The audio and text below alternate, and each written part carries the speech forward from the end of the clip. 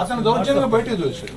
అతను మీడియా ముందుకు వచ్చి నేను 4 రాష్ట్రాల్లో మైనింగ్ చేస్తున్నాను, నక్సల్స్ ప్రాంతంలో కూడా మైనింగ్ చేస్తున్నాను, ఆడ కూడా నాకు ఈ సమస్య రాలేదు, నా మైండ్లోకి అన్యాయంగా వచ్చి నన్ను బయటికి దోసేసి నాకా రెన్యువల్ చేయకుండా దౌర్జన్యంగా ఎత్తున్నారని చెప్పి మీడియా ముందు, అంటే ఊళ్ళో ఆస్తి లాక్కోవటమే కదా అది. మనం ఎక్కడ బీహార్లో ఉన్నామా, ఆంధ్రప్రదేశ్లో ఉన్నామా?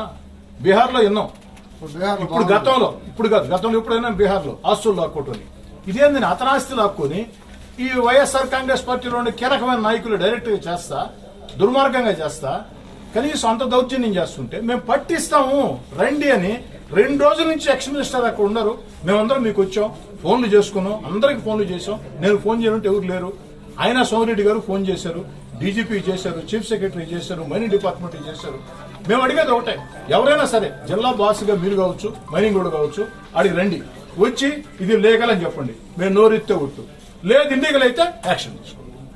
అదే ఇల్లీగల్ కూడా చెప్పలేని పరిస్థితి. ఇంతకంటే బాధాకరం ఏంది? ఎంత దానివల్ల అధికార యంత్రాంగం మీద ప్రజల్లో ఎలాంటి సంకేతాలు పోతాయండి? సో ఉన్నారా మైనింగ్ ఏముంది ఇప్పుడు 10 నిమిషాలు